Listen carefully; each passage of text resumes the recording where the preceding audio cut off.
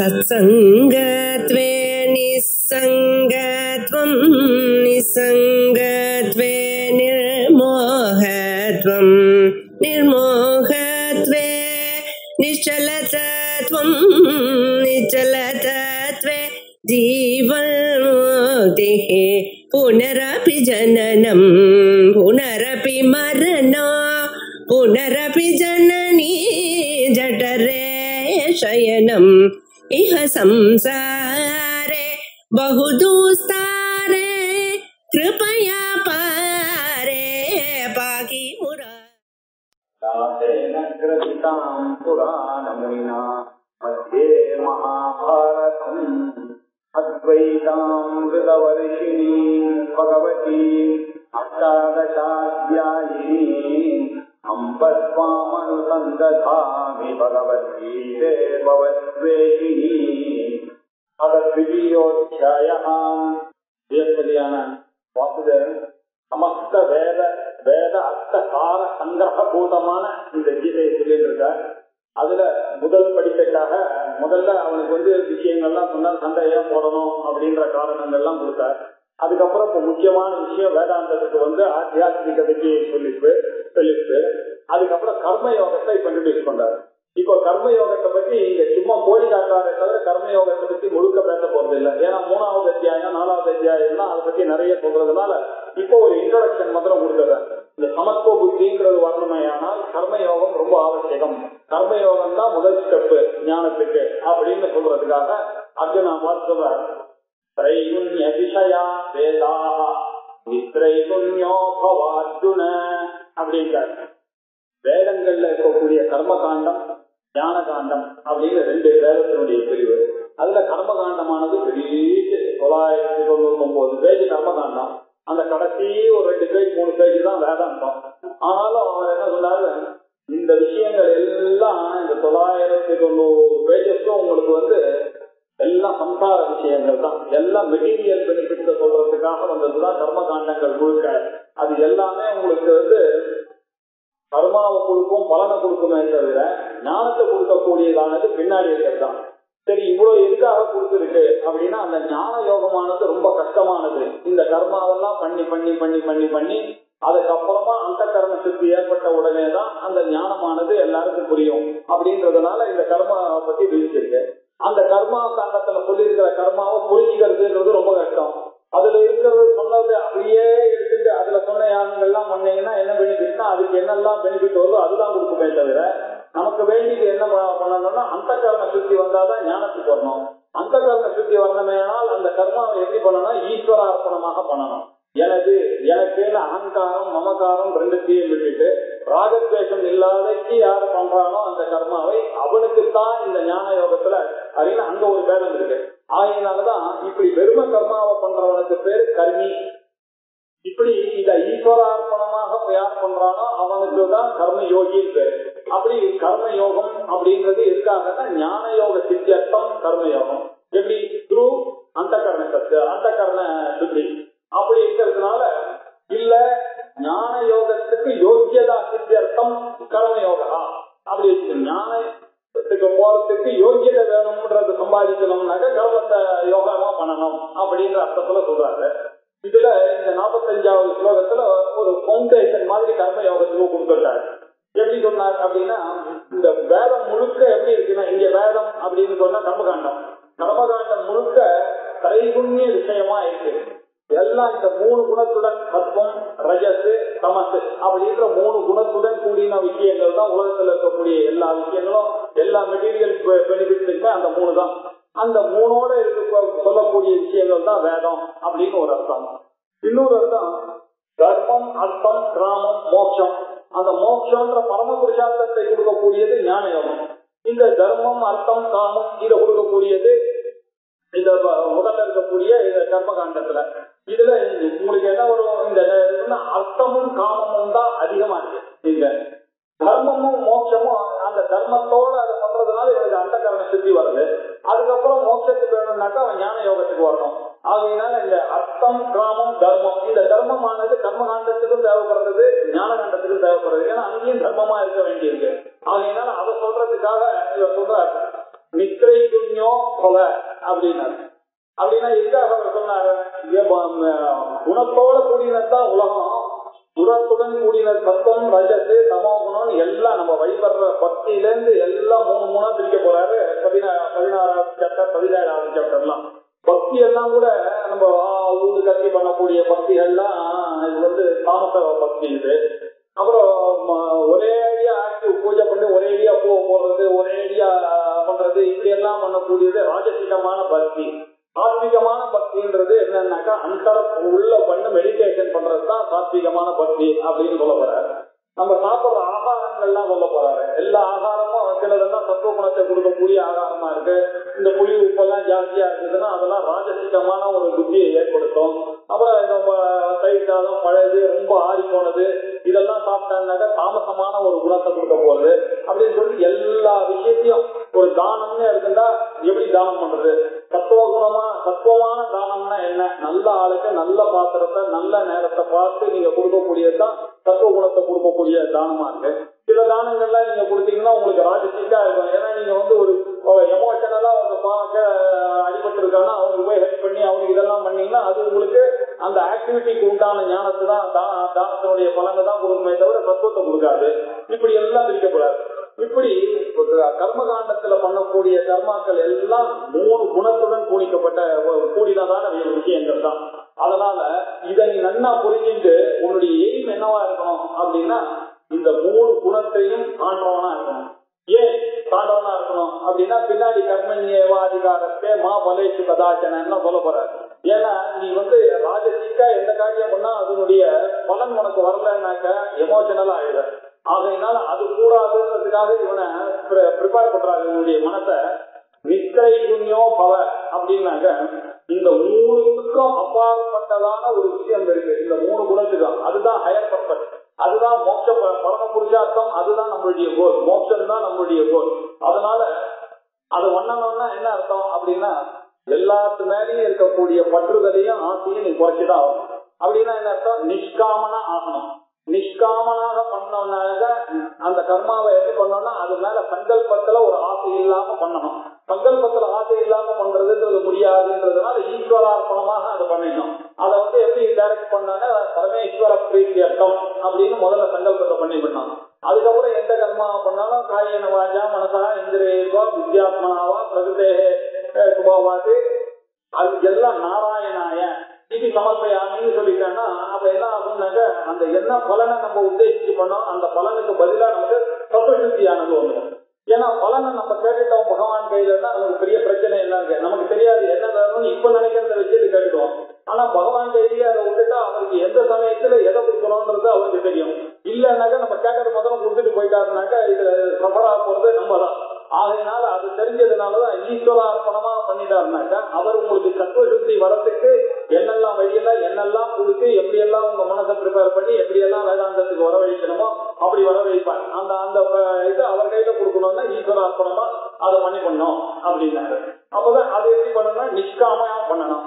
நிஷ்காமனா பண்ணணும் அப்படின்னா செல்ஃப்லெஸ்ஸா பண்ணணும். ராஜசிக்கா பண்ணக்கூடிய கர்மாக்கள் தாமசிக்கா பண்ணக்கூடிய கர்மாக்கள்லாம் செல்ஃபிஷ்னஸ் சேர்ந்து இருக்கு. ராகம் துவேஷம் எல்லாம் சேர்ந்துதான் பண்ணக்கூடியது. சத்துவகுணத்தோட பண்ணக்கூடியதுதான் செல்ஃப்லெஸ்ஸா பண்ணக்கூடியது. அது ஊருக்காக பண்ணக்கூடியது. லோகசங்கரஹார்த்தம் பண்ணக்கூடிய கர்மா. இந்த மாதிரி கர்மாவை தான் நம்ம டெவலப் பண்ணணும் அப்படின்னு சொல்றதுக்காக இதெல்லாம் பண்றதுக்கு காரணம் என்ன அப்படின்னாக்க இந்த மெட்டீரியல் பெனிஃபிட்னால நீங்க there is a possibility you will be carried away. ஆகையினால இதுல இருந்து நீ போகாம இருக்கணும் அப்படின்னாக்க இந்த கர்மகாண்டங்கள்ல சொல்லக்கூடிய விஷயங்கள் எல்லாமே 3 குணத்துடன் கூடியுள்ளது. அந்த 3 குணத்துக்குள்ள நீ மாட்டிட்டான்னாக்க திருப்பி சம்சாரத்துல புனரப்பி ஜனனம் புனரப்பி மரணம் புனரப்பி ஜனனி ஜடரேஷம் ஆயிடும். ஆகையினால இதை தாண்டதுதான் உன்னுடைய கோலா இருக்கும். பரம புருஷார்த்தமான மோட்சம் தான் உன்னுடைய கோலா இருக்குமே தவிர தர்மமும் அர்த்தமும் காமமும் இல்லை அப்படின்னு முதல்ல சொன்னார். அடுத்தது நித்திரை குண்யோ பவ அர்ஜுனா அப்படின்னு முதல் உபதேசம் கொடுத்தாரு. ரெண்டாவது நிர்பந்துவோ பவ. இந்த துவந்தம்னு இருக்க எந்த காரியம் பண்ணாலும் அதுல வெற்றி தோல்வி நிச்சயமா வரதான் வரும். ஜெயா ஜெயம் வரதான் வரும். எந்த ஒரு காரியம் பண்ணாலும் சரி அனுகூலம் பிரதிகூலம் இப்படி எல்லாம் பேரண்ட் ஆஃப் ஆப்போசிட்ன்றது தான் நமக்கு எந்த காரியம் பண்ணாலும் வரும். இத பேர்ஸ் ஆஃப் ஆப்போசிட் ஏன் ரெண்டுத்தையும் சொல்ல வேண்டியிருக்குன்னா, உடனே மகிழ்ச்சின்னு வந்ததுன்னா ஒரேடிய கொண்டாடவும் கூடாது. எதிர்ச்சின்னு வந்து இகழ்ச்சின்னு வந்ததுன்னாக்கா அதுக்காக வந்து அப்செட்டும் ஆகக்கூடாது. அதனால அந்த ரிசல்ட்டை ஏற்றுக்கொள்கிற கூடிய ஒரு பரிபக்குவம் வேணும் அப்படின்னு சொல்றாரு. நிர்வந்தோ பவ, இந்த பேர்ஸ் ஆஃப் ஆப்போசிட்ல இருந்து நீ வெளியில வா அப்படின்னா, don't be carried away by this pairs of opposite. ஏன்னா நீ இதை பே பண்ணிதான் வெற்றியோ தோல்வியோ மானமோ அபமானமோ லாபமோ நஷ்டமோ ஜெயமோ அபஜயமோ எல்லாம் வரும். வந்தாலும் என்ன பண்ணும், அகனம் சர்வ துக்கானாம் அப்படின்னா எல்லா துக்கமா இருந்தாலும் சரி அது எல்லாத்தையும் நீ கொடுத்துட்டா அது சனி பயிற்சி வரும் போகும், குரு பயிற்சி வரும் போகும், ராகு பயிற்சி வரும், இதெல்லாம் வந்துட்டுதான் இருக்கு. 2 வருஷத்துக்கு ஒரு தடவை சனி வரும், வருஷத்துக்கு ஒரு தடவை குரு வரும், 1.5 வருஷத்துக்கு ஒரு தடவை ராகு கேது பயிற்சி வரும், 2 நாளைக்கு ஒரு தடவை சந்திரன் பயிற்சி வந்துட்டே இருக்கும், மாசத்துக்கு ஒரு சூரிய பயிற்சி வரும், புதன் சுக்கரன் எல்லாம் 17 நாளைக்கு 18 நாளைக்கு இந்த பயிற்சி எல்லாம் வந்துட்டே இருக்கும். ஆனா அது எது வந்தாலும் அதை பேஸ் பண்ணக்கூடிய கெப்பாசிட்டி வேணும். அது வந்ததுன்னா அதுக்கு உண்டானது பிரதிகூலமோ அனுகூலமோ வரத்தான் வரும். ஆனா பிரதிகூலம் வந்தாலும் அதுக்காக கவலைப்படக்கூடாது, அனுகூலம் வந்தாலும் அதுக்காக ரொம்ப குடிக்கவும் கூடாது. ஆகையினால நீ என்ன பண்ண, நிர்வந்தோ பவ. எப்படி பேஸ் பண்ணணும்னா இந்த பேர்ஸ் ஆஃப் ஆப்போசிட் நம்ம அதை அஃபெக்ட் ஆகாத மாதிரி பாத்துக்கணும். அர்ஜுனா, அதனால முதல் அட்வைஸ் நித்ரைகுண்யோ பவன்னாரு, 2வது நிர்வந்தோ பவ. இது அர்ஜுனனுக்கு சொல்றாருன்னு எடுத்துக்கூடாது, நமக்கு சொல்றாரு. அர்ஜுனன் நிமித்தி குறிச்சு நமக்கு சொல்லிட்டு இருக்காரு ஒண்ணு. அதுக்கப்புறம் என்ன பண்ணாருன்னா, நிர்வந்தோ நித்திய சத்வஸ்தா. சத்வஸ்தா சத்துவ குணத்திலேயே எப்பொழுதும் இருக்கணும். நித்தியம்னா எப்பொழுதும் அந்த சத்துவ குணத்திலேயே இருக்கும். அது என்ன சத்துவ புத்தி அப்படின்னாக்கா விவேக சக்தி. அதுதான் விவேக சக்தினா என்ன, எது நல்லது எது கெட்டது அப்படின்னு டிஸ்கிரிமினேட் பண்ணக்கூடிய புத்தி நமக்கு எப்போ வரும் அப்படின்னா, சந்தோஷ புத்தியை வளர்க்க அந்த எண்ணம் ஆகும். இல்லைன்னா எதை பார்க்கலாமோ அதை பார்த்து நம்ம எமோஷனலா அட்ராக்ட் ஆயிடுவோம். அதனால அது எந்த காரியம் பண்றதுக்கு முன்னாடி ஒரு நிமிஷம் யோசிக்கணும், இது நமக்கு உகந்தது தானா, இதை செய்யலாமா கூடாதா அப்படின்றத நம்ம யோசிச்சு பண்ணோம்னா அது எப்படி வரும்னா பிராக்டிஸ்ல தான் வரணும். அது பிராக்டிஸ்ல வரணும்னா சத்துவ புத்தியை வளர்க்க தான் அந்த வரணும். அந்த விவேக சக்தியானது சத்துவ புத்தியை கொடுக்கும். அந்த சத்துவ புத்தியோட நம்ம எல்லாத்தையும் பார்க்க ஆரம்பிச்சோம்னா நமக்கு அர்த்தம் காமத்தை விட தர்மமும் மோட்சமும் தான் உதவி அப்படின்னு தெரிஞ்சிடும்.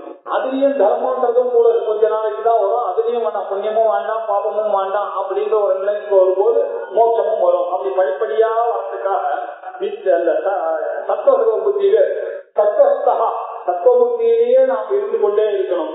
நித்திய சத்வஸ்தோ பவன். சத்துவ புத்தியிலேயே இருக்கணும்னா என்ன பண்ணணும் அப்படின்னா, நமக்கு என்ன வழிகள்லாம் இருக்குன்னா, நல்ல சத்சங்கத்துல இருக்கணும். சத்சங்கத்வே நிச்சங்கத்துவம், நிச்சங்கத்வே நிர்மோகத்துவம், நிர்மோகத்வே நிச்சல தத்துவம், நிச்சல தத்துவே ஜீவன் முக்தி அப்படின்னு ஆச்சாரியார் இந்த விஷயங்கள் எல்லாம் பகவதத்துல அழகா சொல்லியிருக்காரு. எப்படி பண்ணா, இந்த சத்சங்கத்தோட இருக்கும்போது என்ன ஆகுதுன்னா, சத்துவகுண பிரதானமா இருக்கக்கூடியவர்களோட சேர்ந்து அவளோட போனாங்கன்னாக்கா அந்த எண்ணங்கள் தான் நமக்கு வரும். அவ பண்ணக்கூடிய டாபிக் எல்லாம் என்ன பேசிட்டு இருப்போம்னா, எப்ப பார்த்தாலும் பூஜா புனஸ்காரம் இது அதுல இப்படி சொல்லிருக்கு வேத அப்படியே சொல்லியிருக்கோம். ஆனா இந்த வேற சங்கத்துல போய் சேர்ந்துட்டோம்னா என்ன பண்ணா, அது நமக்கு பிடிக்கதா இருக்கும். ஆனா இதனால என்ன ஆகும், 24 மணி நேரம் நம்மளுடைய புத்தி எல்லாம் வந்து வேற எங்கேயோ எடுத்துன்னு போயிடும். அதனால இந்த வேதாந்தத்துக்குள்ள வர முடியாம போயிடும். ஆகையினால இத ரொம்ப கஷ்டப்பட்டு சத்துவ புத்தியிலே இருக்கிற மாதிரி பிராக்டிஸ் பண்ணணும். அதுக்கப்புறம் இந்த சத்துவ புத்தியையும் தாண்டிதான் நித்திரை விநியோகம் போகணும். அதுக்கு ஒரு வழி, முதல்ல இந்த சமத்துல இருந்தோ ரஜத்துல இருந்தோ நீங்க தப்பிக்கணும்னாக்க சத்துவ புத்தியை கையாளணும். அதுக்கப்புறம் சத்துவ புத்தியை கையாண்ட பிறகு அந்த சத்துவத்தையும் விட்டுட்டு அதுக்கு மேல போகணும். அப்படின்றதுல நித்திய சத்துவஸ்தோ பவ. முதல்ல நித்திரை குண்யோ பவ அப்படின்னாரு, நிர்த்வந்தோ பவ. அதுக்கப்புறம் நித்திய சத்வஸ்தோ பவ அப்படின்னா, அதுக்கப்புறம் நிர்யோக க்ஷேமஹா பவ. யோகம் க்ஷேமம். யோகம் க்ஷேமம்ன்றது பாசிட்டிவா நமக்கு இருக்க மாதிரி தோணும். ஆனா இந்த இடத்துல மெட்டீரியலிக் பெனிஃபிட்ஸ் தான் அவர் சொல்றாரு. யோகம் அப்படின்னா அப்ராப்தஸ்ய பிராபணம் யோகா. எது உங்க கையில கிடைக்க இல்லையோ அது கிடைச்சதே ஆனால் அதுக்கு பேர் யோகம்னு பேரு. யோகத்துக்கு நிறைய யோகம்னா யுனைட் அப்படின்ற அர்த்தத்துல அந்த ஞான யோகத்துல நம்ம சொல்றோம். கர்ம யோகம்னு சொல்லும் போதெல்லாம் அந்த யோகம். இந்த யோகத்துக்கு என்ன அர்த்தம் அப்படின்னாக்க, எது நம்ம கையில இல்லையோ அது எது கிடைக்கிறதோ அது அப்ராப்தஸ்ய, நம்ம கிட்ட கிடைக்காதது கிடைச்சதே ஆனால் அதுக்கு பேர் யோகம்னு பேரு. அதுக்கப்புறம் என்ன ஆச்சு, பிராப்தஸ்ய ரக்ஷணம் க்ஷேமஹா. நமக்கு நமக்கு எது கிடைச்சிருக்கோ அதுல ஒரு அட்டாச்மெண்ட், அது போகக்கூடாதுன்னு நினைக்கிறோம் இல்லையா, அது பேர் ரட்சணம். இப்படி இந்த ரெண்டுமே ரொம்ப டேஞ்சரஸான இந்த மெட்டீரியல் பெனிஃபிட் வந்ததுன்னா அது ஒரு பெரிய ப்ராப்ளம். பணம் வந்ததுன்னு வச்சுங்க, அப்புறம் ராத்திரி எல்லாம் தூங்க முடியாது, அந்த பிரச்சனை வருது. பசங்களை கிட்னாப் பண்ணுவாங்க, பணம் இருக்கிற அப்பாக்கு எத்தனையோ பிரச்சனைகள் இல்லையா. இப்படி யோகமும் ப்ராப்ளம், அதை மெயின்டைன் பண்றது இருக்கு, அது அதை விட ப்ராப்ளம். டாக்ஸ் இது கட்டிட்டு இப்படி எல்லாம் பண்ணோம். எவ்வளவு இருந்து இந்த யோகமும் க்ஷேமமும் எவ்வளவு இருந்தா ராஜாக்களுக்கு எல்லாம் இல்லாத யோகமானது க்ஷேமமானது. ஆனா நம்மட்ட தசரத சக்கரவர்த்தி அப்படி இருந்தாரு, இந்திரனுக்கு எல்லாம் ஹெல்ப் பண்ணாரு. கடைசியில் அவர் சாகும்போது அவ்வளவு பிரியமான 4 புத்திரன் கூட பக்கத்துல யாருமே இல்லை. எப்படி இப்ப என்ன பிரயோஜனம்? அவ்வளவு பெரிய சக்கரவர்த்தியா இருந்து அவ்வளவு பெரிய உலகையே ஆண்டவராக இருந்தா கூட இப்ப என்ன இந்த யோகக்ஷேமமானது இன்னாருக்கு என்னதுன்னு பகவான் போடுறதுதான். அதுல இருந்து தப்பிக்கிறதுன்றது ரொம்ப கஷ்டம். ஆகையினால இதை நல்லா புரிஞ்சுட்டாக்க எந்த சிச்சுவேஷன் வந்தாலும் ஃபேஸ் பண்ணலாம். ஆகையினால யோகக்ஷேமா இத வரணும்ன்றதும் ஆசைப்படாத, வந்தது உன்னை விட்டு போக கூடாதுன்னு நினைக்காது. வந்ததுன்னா போச்சுன்னா நல்லதுதான், போக போகதான் நமக்கு. ஆனா இப்போ இந்த காலத்துல அதெல்லாம் சொல்ல முடியாம இருக்கு இல்ல. அந்த காலத்துல எல்லாம் அவங்க போச்சுன்னாக்கா அப்பா ஒரு தொந்தரவு போச்சா, இந்த வீடு என்ன விட்டு போச்சா அப்படின்னு நினைச்ச காலங்கள்லாம் உண்டு. ஆனா இப்ப இருக்கிற மெட்டீரியலிஸ்டிக் இதுல அதெல்லாம் தப்பா போயிடுச்சு. இப்போ இந்த வீட்டை அந்த ஒரு கதை ஒன்று சொல்லலாம். ஒருத்தனுக்கு லேண்ட விட்டுட்டு போயிட்டாரான் அவன். அந்த லேண்ட விழும்போது அது உள்ள ஒரு பெரிய சொம்பு கிடைக்குதான். அந்த சொம்பு உள்ள முழுக்க தங்க நாணயமா.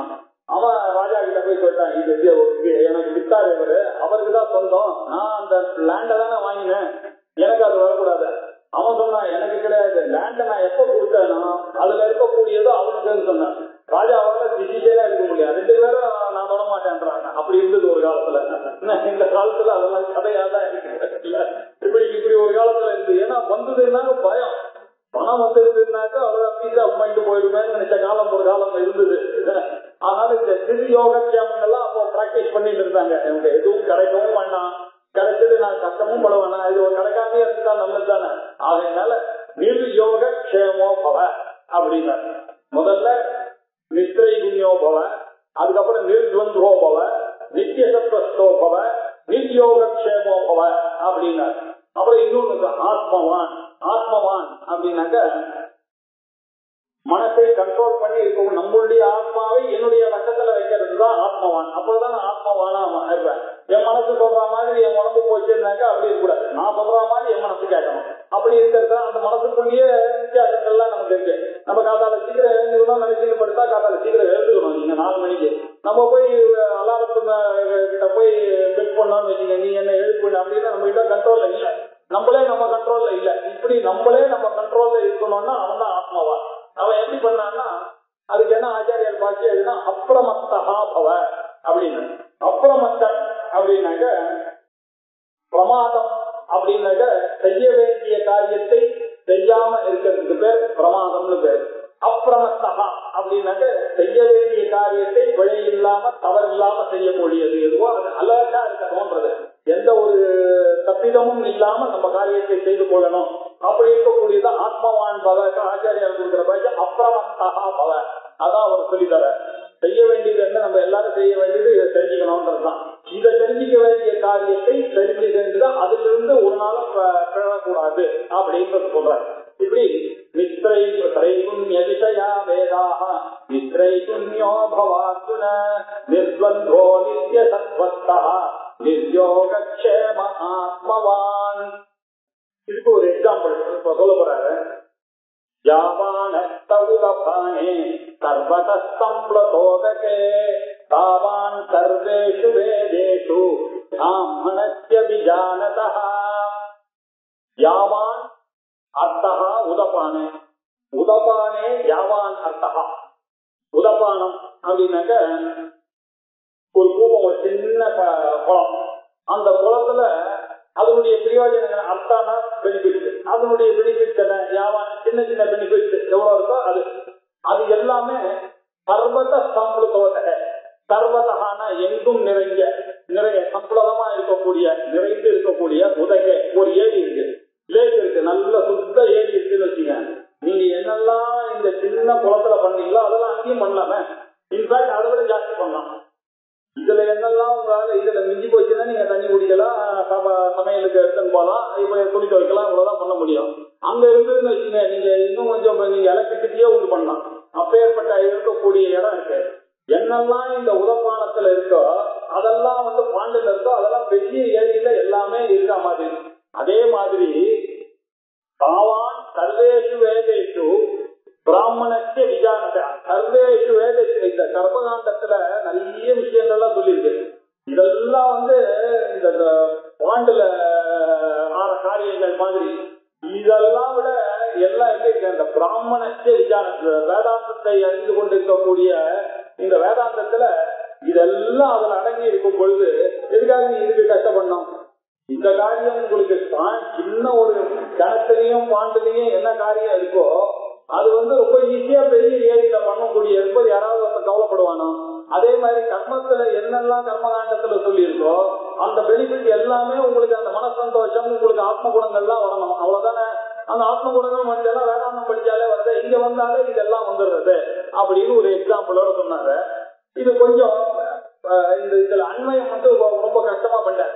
ஏன்னா யாவான அர்த்த உதவானே சர்வத சம்பள, எதில் அந்த உதவானத்துல என்னெல்லாம் பண்ண முடியுமோ அதெல்லாம் சர்வத சம்பளமா இருக்கக்கூடிய அந்த ஏரியிலையும் பண்ண முடியும். அது நல்லா இருக்கு. கீழே என்னன்னா சர்வேஷு வேதேஷுன்னு போனதுன்னா நமக்கு எல்லாம் சந்தேகம் வந்துடும். சர்வேஷு வேதேஷுன்னா என்ன? சர்வேஷு வேதேஷுன்னா அந்த பின்னாடி வந்தவா வியாக்கியானம் பண்றதை பார்த்தாதான் தெரியும் இது கர்மகாண்டம்.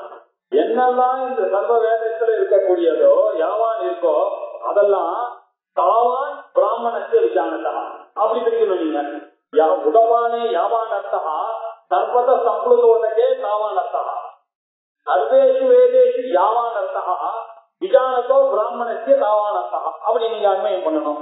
ஆனா இந்த தாவான் அங்க போட்டதுன்னா அந்த தாவான பிராமணஸ்ய விஜானத்தாக ஏற்படுனா இந்த யாவான்றத நீங்க கற்பிக்கணும். யாவான சர்வேஷு வேதேஷு எதெல்லாம் இந்த கர்மகாண்டத்துல சொல்லப்பட்டிருக்கிறதோ அதெல்லாம் இந்த மோட்ச பரதம் புருஷார்த்தமா இருக்கக்கூடிய பிராமணன் அப்படின்னாக்க இந்த இடத்துல பிரம்மத்தை அறிந்தவன் பிராமணன், ஜாதி பிராமணன் இல்ல. ஆனா ஜென்மனா ஜாயத்தே சூத்ரஹா சம்ஸ்காரா விஜௌச்சியதே வேத பலனா விப்ரஸ்யாத் பிரம்ம வேதனா பிராமணா அப்படின்னு சொல்லியிருக்கு. எல்லாருமே பிறக்கும் பொழுது எல்லா சூதராலதான் பிறக்கிறான். அதுக்கப்புறம் என்ன ஆச்சு, சம்ஸ்காரங்கள் எல்லாம் நடக்கிறது. இவனுக்கு ஸ்கூலுக்கு போறான், இவனுக்கு பூனால போடுறான், இப்படி இருக்கிறதுனால இவனுக்கு விஜன் அப்படின்னு ஒரு பேர் கிடைக்கிறது. அதுக்கப்புறம் வேதத்தை படிச்சானேன்னா யார் படிச்சாலும் சரி அவன் விப்ரன் ஆகிடுறான். ஆனா வேதாந்தமான பிரம்மத்தை யாரு தெரிஞ்சுக்கிறானோ அவன் தான் பிராமணன். அப்படிப்பட்ட அந்த பிராமணத்திய அந்த பிராமணனுடைய விஜானதா அவனுடைய வேதாந்தத்தை அறிந்த விஜானதா பிராமணத்திய, இதை இந்த வேதாந்தத்தை அறிந்த பிராமணத்துக்கு தாவான் அர்த்தா சர்வேஷு வேதேஷு யாவான் அர்த்தா தாவான விஜானதா பிராமணத்திய, அது எல்லாமே இவனுக்கு கிடைக்கப்படுறது அப்படின்னு சொல்லியிருக்காங்க. அதனால இந்த நித்திரை பவான்னாக்க ஏதோ இது உள்ள கர்மகாண்டத்துல கிடைக்கிற பெனிஃபிட் எல்லாம் இல்லாம போயிடுவான்னு கவலைப்படுவானா, அதை விட ஜாஸ்தியே இங்க வரும் அப்படிங்கிற அர்த்தத்துல சொன்னார். யாவான உதபானே சம்பளுதோதகே, உதகம்னாக்க தண்ணி, பானம்னா குடிக்கிறது, உதபானம் அப்படின்னா சின்ன பாண்டு, தண்ணி குடிக்கிறதுக்காக யூஸ் பண்ணக்கூடிய பாண்டு. யாவான் எது வரைக்கும் யாவான் அர்த்தா உதபானே, என்னெல்லாம் பெனிஃபிட்டோ அந்த உதபானத்துல பாவான் சர்வத சம்பளுதோதகே, அது எல்லாமே சர்வதம் எங்கும் இருக்கக்கூடிய சம்பளுதமாக நிறைந்து இருக்கக்கூடிய உதகை ஏரியில இருக்க கிடைக்கிறது. அதே மாதிரி யாவான் சர்வேஷு வேதேஷு எதெல்லாம் இந்த கர்மகாண்டத்தில் உங்களுக்கு பெனிஃபிட்னு சொல்லியிருக்கோ அதெல்லாம் தாவான விஜானதா பிராமணத்திய, அறிந்து கொண்டிருக்கக்கூடிய இந்த பிராமணத்துக்கு இது எல்லாமே கிடைக்கப்படுகிறது. ஆகையினால கவலைப்பட வேண்டிய அவசியம் இல்லை. நித்திரை யூனியோபவா அர்ஜுன அப்படின்னு சொன்னாரு இல்லையா, அதுக்கு ஒரு காரணத்தையே அவர் சொல்ல எல்லாமே இங்க கிடைக்கப்படுகிறது அப்படின்னு சொல்லிட்டு ஒரு பெரிய, இப்போ நம்ம கீதானாக்க நம்ம எல்லாரும் என்ன நினைச்சிட்டு இருக்கோமோ அந்த ஸ்லோகன் தான் வருது. கர்மண்யேவாதிகாரத்தை, ஆமா கர்மகாண்டம் யாருக்கு ஞான காண்டத்துக்கு போறது அருகதை இல்லைன்னு அவனே நினைச்சிட்டானா அவன் கர்மகாண்டத்துலதான் இருந்தான். ஏன்னா அவனுக்கு இன்னும் கான்பிடன்ஸ் வரலையே. அந்த கான்பிடன்ஸ் வர வரைக்கும் அந்த கர்மயோகத்துல இருந்து கர்மயோகமா பண்ணணும். அப்படின்னாக்க ஈஸ்வரார்ப்பணமா பண்ணா அவனுக்கு கொஞ்சம் கொஞ்சமா அந்த கர்ம சுத்தி ஆகிட்டே இருக்கு. இந்த அந்த கர்ம சுத்தி ஆகாதான் சந்தேகம் எல்லாம் போகும். வேதத்து மேல நம்பிக்கையும் முழுக்க வரல அவனுக்கு வேதாந்தத்து மேல. அப்படின்னா கொஞ்சம் கொஞ்சமா கர்மாவை பண்ணி பண்ணி பண்ணி அந்த நம்பிக்கையை அவன் சம்பாதிக்கணும். சம்பாதிச்சானால் அவங்க ஞான யோகத்துக்கு வருவான். அதுக்கு பேர் தான் கர்மயோகம் அப்படின்னு சொல்றதுக்காக ஆரம்பிச்சாங்க. இப்போ கர்மயோகத்தை சொல்லணும் அப்படின்றதுக்காக இப்பதான் அந்த விஸ்கமும் சொல்ல போறேன். கர்மயோகத்தினுடைய விஸ்கம் என்ன அப்படின்றத 47வது ஸ்லோகத்திலையும் 48வது ஸ்லோகத்திலையும் சொல்ல போறாரு. கர்மன் ஏவாதிகாரஸ்தே மா பலேஷு கதாசன மா கர்ம பலதே துர்பூஹு வாதே சங்கோஸ்வ கர்மணி. கர்மயோகம் அப்படின்னா என்ன அர்த்தம்? நம்ம பண்ணக்கூடியது எந்த கர்மா பண்ணாலும் அதுக்கு ஒரு ரிசல்ட் வரதான் வரும். அந்த கர்மாவை எப்படி பண்றோம் அப்படின்றதுதான் கணக்கு. அவர் என்ன சொல்ல போறாரு பின்னாடி 6வது சாப்டர்ல தியான யோகத்துல என்ன சொல்ல போறாரு, நீங்க ஒரு பத்திரம், ஒரு பழம், ஒரு புஷ்பம் எது வேணாலும் கொடுங்க, பெருசா பூஜை பண்ணணும்னு இல்ல. நான் எதுவும் கணக்குல எடுத்துக்கணும், அவளுடைய ஸ்ரத்தைய மாத்திரம் தான் நான் கணக்குல எடுத்துக்கிறேன், பக்தியை தான் நான் கணக்குல எடுத்துக்கிறேன். அதனால என்ன தெரியுதுன்னா கர்மாவை பண்றதுக்கு முக்கியம் அந்த கர்மாவோ அந்த கர்மாவில் இருக்கக்கூடிய பொருள்களோ இல்லை, ஆட்டிடியூட் தான் ரொம்ப இம்பார்ட்டன்ட். அந்த ஆட்டிடியூட தான் இப்ப சொல்றாரு. அந்த ஆட்டிடியூட் எப்படி இருக்கணும் அப்படின்னாக்க, அந்த ஆட்டிடியூட் எப்படி வரும்னாக்க இந்த கர்மா என்னதுன்னு தெரிஞ்சுக்கணும். எப்பொழுதுமே ஒரு வேல்யூ ஒரு பொருளுக்கு வரணுமே ஆனால் உங்களுக்கு அதை பத்தி நாலேஜ் இருந்ததுன்னா தான் வரும், அப்பதானே வேல்யூ வரும். இல்லன்னு வச்சுக்கோங்க அது சாதாரணமா இருக்கும். சாதாரணமா ஒரு வீடு போய் இந்த வீட்டியா போய் வாங்கினா அப்படின்னா அப்படி கிடையாது. அவ முன்னோர்கள்லாம் இருந்த வீடு, அவெல்லாம் இங்க உபாசனை பண்ண வீடு, எங்க தாத்தா வீடு அப்படின்னு சொன்னா அந்த வீட்டுக்கு வேல்யூ பாருங்க. அது நீங்க கணக்கிலேயே போட முடியாது. நம்ம ஆத்துல ஒருத்தர் சொன்னாங்க வெறுப்ப கை கொடுத்துட்டு போனாருன்னா அது வேல்யூ வேணும். ஒரு நல்ல வேகம் படிச்ச ஒரு டீச்சர் ஆத்துக்கு எல்லாம் சௌக்கியமா இருப்பீங்கன்னு சொல்லிட்டு சர்வாபிக்க சித்திரத்தோடு அவர் பண்ணாருனாங்க அது வேல்யூ எவ்வளவு ஜாஸ்தி. அவருக்கு நீங்க எவ்வளவு வேணாலும் கொடுத்தாலும், ஏன்னா அவருடைய பலிதம் ஏற்பட போறது. அப்படிப்பட்ட கூடிய வார்த்தைகளுக்கு எல்லாம் வேல்யூ எப்படி வருது?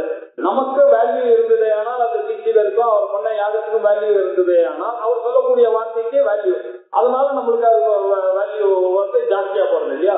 அதனால அந்த நாளைக்கு எவ்வளவு இருக்கோ அவ்வளவுதான் வேல்யூ இருக்கும். இப்படி நாளைக்கோட பண்ணக்கூடிய கர்மா அதுதான் அவர் ரெண்டு சொல்றாரு. நாளைக்கோட கர்மா பண்ணனாக்க என்ன ஆகும் அப்படின்னாக்க இவன் அப்பதான் தெளிவாக இவனால ஃப்ரீ வில்லுன்னு ஒண்ணு இருக்குன்றத புரிஞ்சுப்பான். அந்த ஃப்ரீ வில்ல யூஸ் பண்ணி தான் அவன் கர்மாவை பண்ண போறான்.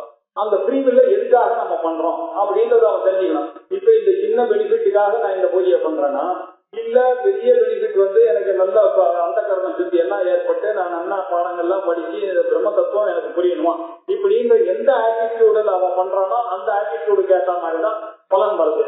அதனால இந்த கர்மாவை எல்லாரும் ஒரே மாதிரி பண்றான் அப்படின்னு சொல்லவே முடியாது, எல்லாருக்கும் பலன் ஒரே மாதிரி வரும்னு சொல்லவும் முடியாது. ஏன்னா அவர்களுடைய ஆட்டிடியூட் எப்படி இருக்குன்னு தெரியாது. அதனால இந்த பலனையும் சொல்ல முடியாது. ஆனா நம்ம கையில பகவான் என்ன கொடுத்திருக்காருன்னா ஃப்ரீவில் கொடுத்திருக்காரு நமக்கு. அதனால நமக்கு முதல்ல என்னத்துல அதிகாரம் கொடுத்திருக்காரு? கர்மணியேவ அதிகாரா. கர்மாவை எப்படி பண்றோன்ற தேர்ந்தெடுக்கிற உரிமை மாத்திரம் தான் உனக்கு கொடுத்திருக்காரு. கர்மணியேவ அதிகாரா, கர்மாவை எப்படி பண்ணணும்ன்றதுலதான் உனக்கு அதிகாரம். நீ பண்ணாம பண்ணலாம், பண்ணி பண்ணலாம், இல்ல நல்ல சிரத்தையோட பண்ணலாம், இல்ல ஏனோதானா பண்ணிட்டு ஆபீஸுக்கு போடலாம், எப்படி வேணும் அது அதுக்கு ஏற்ற பலன் தான் வரும். அந்த பலனை நீ இதுதான் பண்ணணும், ஏன்னா நீ எப்படி பண்ணன்றது உங்களுக்கு தெரியாது. எல்லாருமே தான் நான் பண்ற கர்மாவை நல்ல கர்மான்னு தான் நீ கேட்டிருக்கான். அது உடனே பலனை கொடுக்குமான்னா கொடுக்காது இல்லையா? அந்த தகுந்த பலனை தான் கொடுக்க போகுது. ஆகையினால அந்த பலனை கொடுக்கறது யாரு டிசைட் பண்ண போறாரு? பகவான் டிசைட் பண்ண போறாரு. ஒண்ணு, நீங்க பண்ண கர்மா டிசைட் பண்ண வேண்டியது. நீங்க என்னதான் நல்லா கர்மா பண்ணிட்டே ஆனாலும் அதை நான் இப்போ உங்களுக்கு முழுக்க கொடுக்க வேண்டிய அவசியம் இல்லை. உங்களுடைய பிராரப்த கர்மா இன்னும் இருக்கு, அதெல்லாம் நான் கழிச்சுதான் ஆகணும் அதனால உங்களுக்கு பலத்துல உங்களுக்கு யாருக்கும் அதிகாரம் கிடையாது. நீங்க பண்ண வேண்டியது போய் பரீட்சை எழுதுற வரைக்கும் தான் உங்களுடைய அந்த எவ்வளவு மார்க் வருதுன்றது அவ பண்ண புண்ணியம் அது அதான் தெரியும் இல்லையா? அதனால அந்த ஆட்டிடியூடுக்கு தகுந்த மாதிரி தான் பண்ண. கர்மணியேவ அதிகாரா, கர்மால மொத்தம் பண்ணக்கூடிய அதிகாரம் தான் உனக்கு இருக்கு. அது லௌகிகமா இருக்கட்டும் வேதமா இருக்கட்டும், லௌகிகோவா வைதிகோவான்ற லௌகிக கர்மாவா இருக்கட்டும் வைதிக கர்மாவா இருக்கட்டும், கர்மாவை தான் உங்களுக்கு இருக்கு. ஆனா பலேஷு கதாச்சனமா அந்த பலத்துல உங்களுக்கு எப்பொழுதுமே அதிகாரம், உங்களுக்கு பலத்துல எப்பொழுதுமே அதிகாரம் கிடையாது. அந்த கர்ம பலத்தை பொறுத்த வரைக்கும் உங்களுக்கு சாய்ஸ் ஜீரோ. கர்மாவை பொறுத்த வரைக்கும் சாய்ஸ், நீங்க பண்ணலாம், எப்படி பண்ணலாம், நம்ம கிராண்டா பண்ணலாமா, சாதாரணமா பண்ணலாமா, இந்த கல்யாணத்துல இல்ல எல்லாரையும் கூப்பிட்டு பண்ணலாமா, இல்ல 1000 பேருக்கு சாப்பாடு பண்ணலாமா, அதெல்லாம் உங்க கையில சாய்ஸ் இருக்கு. ஆனா அந்த பலன் அப்படிதான். நீ இப்ப இந்த கல்யாணத்துக்கே நம்ம நல்லா அரேஞ்ச் பண்ணி 10 லட்சம் ரூபாய்க்கு இதெல்லாம் பண்ணா கூட அன்னைக்கு சாப்பாடு அமையறத பொறுத்துதான் இருக்கு. என்னதான் இருந்தாலும் அது போயிடும். எவ்வளவுதான் இருந்து என்ன பிரயோஜனம்? அதெல்லாம் பலம் நம்ம கையில இல்லை, நம்ம பிராக்டிகலாவே அது பாக்குறோம். அதனால உங்களுக்கு பலத்துல உங்களுக்கு சாய்ஸே கிடையாது, ஜீரோ தான் உங்களுடைய சாய்ஸ். என்ன உங்களுக்கு டெஸ்டிண்டோ அதுதான் உங்களுக்கு நடக்கும். இப்போ இது வந்த உடனே இப்ப நமக்கு ஒரு சந்தேகம் வரும், அப்ப என்னத்துக்கு பண்ணணும் அப்படின்னு. அப்படியும் பண்ணக்கூடாது. அதனால்தான் அவர் அடுத்தது சொல்ல போறாரு, நட்டு அகர்மை. உனக்கு அகர்மா பண்ணாம இருக்கிறதுக்கும் உனக்கு சாய்ஸ் கிடையாது, பண்ணிதான் ஆகணும். ஆனா அதை என்ன பண்ணணும்னா you have to grow above. நீ என்ன பண்ணாலும் there are other factors இருக்கு, அதுக்காக அதையும் கணக்கில் எடுத்து நீ பண்ணிதான் ஆகணும். தவிர அதுக்காக பண்ணாம இருக்க நாஸ்திகன் மாதிரி சொல்ல முடியாது அந்த கர்மா. அதனால என்ன பண்ணலாம்னாக்கா பலத்துல ஆசை இல்லாமல் கர்மனேய அதிகாரா மா பலேஷு பதாசன. எப்பொழுதும் அந்த பலத்துல உங்களுக்கு அதிகாரம் இல்லை, கர்ம பலனிலேயே அதிகாரா நாஸ்தி. ஆனா லௌகிகேவா வைதிகேவா கர்மணி அதிகாரா அஸ்தி அப்படின்னாரு. இப்போ கிருஷி பண்றான், அவன் நல்லா பண்றான்னு வச்சுங்க, நல்லா எரு போட்டா களையெல்லாம் எடுத்தா எல்லாம் பண்ணான். ஒரு சைக்ளோன் மழை வந்துருக்குன்னு வச்சுங்க, ஒன்னும் என்ன பண்ண முடியும் அவனால? அது பண்ண, ஏன்னா அவனுடைய பலன் அவன் சின்சியராதான் பண்ணான், எல்லா ஆட்டிடியூடு எல்லாமே கரெக்டா இருந்தது. ஆனாலும் இந்த மழையானது வந்த உடனே என்ன ஆச்சு, அந்த கிருஷியானது எல்லாம் போச்சு, கிருஷ்ணார்பணமா போச்சு. அப்படின்னா என்ன அர்த்தம்? அது டிசைட் பண்றது அவனுடைய பிராரப்தம், அவனுடைய கர்மா, இதை சேர்ந்துதான் பலனானது கொடுக்கப்படுது. அதனால மா பலேஷு கதாச்சன. ஆகையினால மா அப்படின்னா டோன்ட், பலேஷு அந்த பலத்துல கதாச்சன எப்பொழுதும் அதை எதிர்பார்க்காத அப்படின்னு சொல்லிட்டாரு. ஆனா நீங்க என்ன பண்ணா நல்லதை ஹோப் பண்ணி தான் பண்ணணும். அதுக்காக தான் உங்களுக்கு ஃப்ரீ வில்ல கொடுத்துருக்கு. நீங்க பண்ணும் போது நல்லதை நினைத்துத்தான் பண்ண வேண்டும். ஆனா அதுக்காக பண்ணாமே இருக்கக்கூடாது. ஆனா அதே சமயத்துல பலனை எதிர்பார்க்காதீங்க, எது கொடுக்கணுமோ அதுதான் வந்து சேரும் அப்படின்னாங்க. அப்படின்னா என்ன அர்த்தம்னா, முன்னாடி சொன்னதனுடைய எக்ஸ்டென்ஷனை பாருங்க. நிர்துவந்தோ போவ, நித்திய சத்வஸ்தோ போவ, நித்திரை புண்ணியோ போவ. அதே மாதிரியே நீங்க prepare for the worst to face it. அதுதான் உங்களுக்கு கீதை காலத்து எந்த ஒரு சிச்சுவேஷன் வந்தாலும் நீங்க ஃபேஸ் பண்ணணும். அதுதான் இந்த கீதையினுடைய முக்கியமான ஒரு டீச்சிங்க. எந்த ஒரு சிச்சுவேஷன் வந்தாலும் அது எதிர்த்து இருந்து கொள்ள வேண்டிய ஒரு அதுதான் கர்மயோகியினுடைய அர்த்தம். அதனாலதான் சமஹா துக்க சம துக்க சுகேஷோ அப்படின்னாங்க. ஜயா ஜெயோ லாபா லாபோ இதெல்லாம் இதேதான் கன்சிஸ்டன்டா இவருடைய அட்வைஸ் பாத்தீங்கன்னா, you should have the guts to face the situation. அவ்வளவுதான், அதுதான் சொல்லிட்டு இருக்க. மா கர்ம பல ஹேது பூஹு. அந்த கர்ம பலத்திற்கு உண்டான காரணமாக ஒரு நாளும் மாறாது. அப்படின்னாக்கா என்ன அர்த்தம்னா, அந்த கிருஷ்ணை அந்த வேட்கை அது நடக்கணுமேன்ற அந்த எமோஷன்ல போய் மாட்டிக்காதீங்க அப்படின்ற அர்த்தத்துல மா கர்ம பல ஹேது. அந்த கர்ம பலத்துக்கு காரணமாக நீ ஆகிவிடாது. நீ பண்ண வேண்டியது ஈஸ்வரார்ப்பணமா கர்மா. ரிசல்ட் என்ன வேணாலும் வரட்டும், அது பகவானுடைய இச்சை. எனக்கு என்ன கிடைக்கணுமோ எது எதபாவி ந பாவி பாலிக்கே நச்ச அந்நியதா அப்படின்னு பஞ்சதசியில ஒரு அழகான ஒரு ஸ்லோகம் எழுதியிருக்காரு வித்யாரண்யர். எது கிடைக்கணுமோ அது உங்களுக்கு கிடைக்காம போகாது, எது கிடைக்க கூடாதுன்னு இருக்கா அது நீங்க என்ன பண்ணாலும் வராது. பாவிக்கே நச்சதத் பாவி அபாவிக்கே அந்நியதா அது வேற விதமா போகவே போகாது. இது ஒரு செய்தி நம்ம ஞாபகம் வச்சுக்கணும். எது கிடைக்கணுமோ அதுதான் கிடைக்கும், எது கிடைக்காதோ அது நீங்க என்னதான் பண்ணாலும் அது கிடைக்காது. அப்படின்னா என்ன அர்த்தம்னா, இதெல்லாம் நம்மளுடைய பிராரப்தமோ நம்மளுடைய கர்மா தான் டிசைட் பண்றது, ஈஸ்வரன் டிசைட் பண்றோம். அதனால நீங்க பலனை உத்தேசிச்சு பிரயோஜனமே கிடையாது. நீங்க பண்ண வேண்டியது வந்ததுன்னா சந்தோஷம், வரலன்னாக்க நெக்ஸ்ட் டைம் அவ்வளவுதான். இதுதான் ஆட்டிடியூட், இந்த ஆட்டிடியூட் வரணும். ஆகையினால மாதே சங்கஹா அஸ்து. ஆகையினால நீங்க அகர்மாவ சங்கத்தை ஏற்படுத்துகிறாங்க. அதுக்காக பண்ணாம இருந்த பண்ணி என்ன சார் பிரயோஜனம்? என்னுடைய சிங்கிள் ஓட்டா சார் டிசைட் பண்றது, அவன் கொலையா அடிக்கிறீங்க, நான் போய் ஓட்டு போட்டான்ற இந்த ஆட்டிடியூட் வேணும். That will not go waste. அந்த ஆட்டிடியூட நீங்க பண்ணக்கூடாது. ஆனாலும் உங்களுடைய கடமையை நீங்க செய்ய வேண்டியதுதான். மா பலே கதாச்சன மாதே சங்கஹா அகர்மணி. அதுக்காக கர்மாவை பண்ணாம இருக்கவும் கூடாது. இப்ப இதுல என்ன சொன்னாருன்னா, கர்மணியே அதிகாரா அப்படின்னாரு. கர்மாவத்தான் உனக்கு அதிகாரம் இருக்கிறது, அந்த பலமா பலேஸ்வதாச்ச அந்த பலத்துல அதிகாரம் இல்லைன்னு சொன்னார். இதுவும் என்ன சொன்னார், மா கர்ம பலம், அந்த கர்ம பலத்துக்கு காரணமாக நீ ஆகிடாத, உன்னுடைய டென்ஷனே அதுக்கு காரணமாயிடும், அதுவும் ஆகாத. அதுக்காக அந்த அகர்மால சங்கத்தை வச்சுட்டு அதுக்காக நான் பண்ணவே மாட்டேன்னு சொல்லிடாத. இப்படி எல்லாம் பண்ணக்கூடியதோ இதுதான் கீதையுடைய டீச்சிங். அதனால நீ பண்ண வேண்டிய காரியத்தை பண்ணிட்டேதான் இருக்கணும். அது பண்றக்கூடிய பலனானது நீ என்ன மெட்டீரியல் பெனிஃபிட் எதிர்பார்க்கிறவாளுக்கு தான் இந்த பெனிஃபிட் வரலன்னாக்கா பயம் தான் வரும். இப்ப நம்மள மாதிரி கர்மயோகமா பண்ணக்கூடியவர்களுக்கு எல்லாம் ஒரு பெனிஃபிட் அந்த கர்ம சுத்தி, அது நமக்கு தெரியாது. எந்த கர்மத்தை அந்த கர்மத்துல எப்ப சுத்தி ஆகுதுன்னு நமக்கு தெரியாது. அது ஏதோ வாங்கிட்டுதான் இருக்கு நமக்கு. அதனால இதை விட நல்ல ஒரு பொசிஷனுக்கு தான் நம்ம போவோன்ற அந்த நம்பிக்கையில பேஸ் பண்ணேன் அப்படின்னு சொல்லிட்டேன். கர்மன் ஏவாதிகாரத்தே மா பலேஷு கதாச்சன மா கர்ம பலஹே துர்பூஹு மா தே சங்கோஸ்வ கர்மணி. அதனால என்ன சொன்னார், கர்ம பலத்துல நீங்க ஆசையை கிருஷ்ணா நீங்க வச்சுக்காதீங்க. கர்ம பலஹேதுல காரணமா நீங்க ஆயிடாதீங்க. அது வரணும் இது வரணும் அது வரணும் நினைச்சுட்டே பண்ணீங்கன்னா உங்க நினைச்சுக்கு ஏற்ற மாதிரி நீங்க தைரியமா பண்ணிட்டு பகவான் விட்டீங்கன்னா அது உங்களுக்கு ஃபேவரபிளா வரும். இல்லாம நீங்க நெகட்டிவா நினைச்சுன்னு பண்ணாச்சு எங்க எனக்கு கிடைக்க போகுது, என்ன எனக்கு கிடைக்க போகுது, என்ன 1,00,000 பேர் எழுதுறான் 1,00,000 பேர் எழுதுறான்னு நீங்க பலத்துல நினைச்சீங்கன்னா உங்களுக்கு கிடைக்காம அதுவே நெகட்டிவா போயிடும் இல்லையா. ஓவர் கான்பிடன்ஸா எழுதினாலும் அதுவும் நெகட்டிவா போகும். அதனால பலத்துல நீங்க எங்கிட்ட விட்டுடுங்க, இதை முதல்ல பண்ணுங்க. அதே மாதிரி அகரணே பிரீத்திகி மாபூம், அதனால அது செய்யாம இருந்தாங்கன்னாக்கா அதனால பெனிஃபிட் அப்படின்னு நினைக்கிறது அதுவும் தப்பு, அதுவையும் மாட்டிக்காதீங்க அப்படின்னு 4. அங்க நித்திரை புண்ணியோபவ நிர்பந்தோபவ அப்புறம் நித்தியசத்வஸ்தா பவ நிர்யோகக்ஷேமோ பவ ஆத்மவான் பவ அப்படின்னு. இங்க கர்மாலதான் உனக்கு அதிகாரம் இருக்கு, பலத்துல அதிகாரம் இல்ல.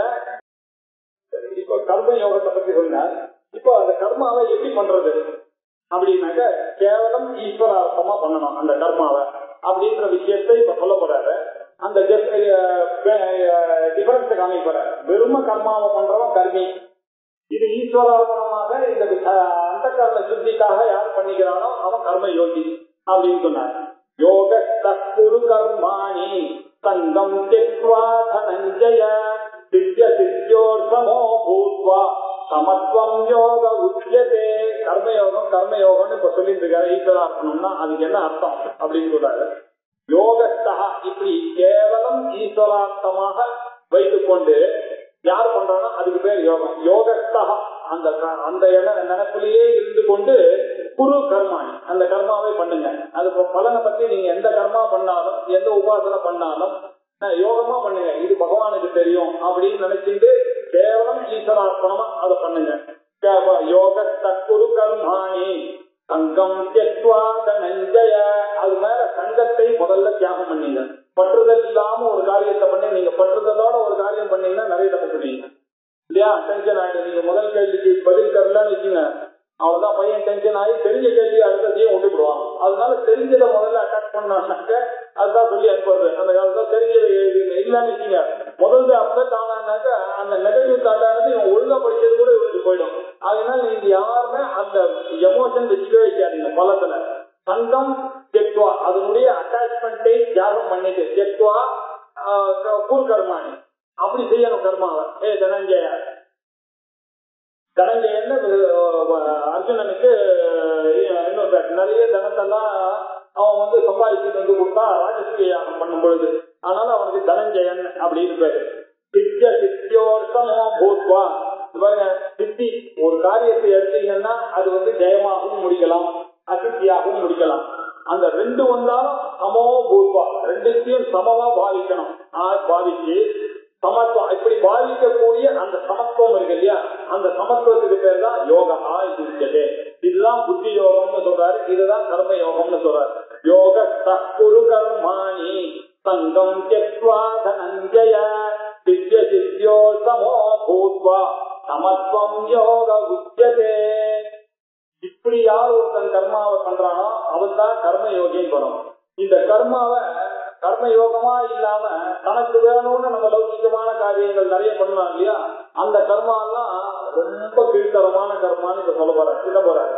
தூரே நஷ்யவரம் கர்ம புத்தி யோகா தனஞ்சய புத்தௌ சரணமன்விச்ச கிருபணா பலஹேதவஹ. முதல்ல மரியாதையா சொன்னார், பலத்துல ஆசரிக்காதன்னு. இப்ப கிட்ட போறாரு, யாரு பலத்துல ஆசரிச்சுட்டு இருக்கானோ அவன் கிருபணன், அவன் தீனன், அவன் கார்பண்ய தோஷத்துடன் கூடினவன் அப்படின்னு இப்ப திடவர். யாரு ஒருத்தன் பலத்துல ஆசை வச்சு பண்றான். ஏன்னா இந்த கர்மாவை பண்ணணும்னு நினைக்கிறதே ரொம்ப கீழ்த்தரமான ஒரு செயல். அது வேணும் இது வேணும் திடாரம் இல்லை, நம்ம பகவான் டிவியில கொடுத்துருக்காங்க. அதை வச்சுட்டு அதை பண்ணி இதை வேணும் துடி சம்பாதிக்கணும், அங்க போனா இந்த இன்டலெக்ட இப்படி எல்லாம் சேனலைஸ் பண்றதுன்றதே தப்பு. தூரேன எவரம்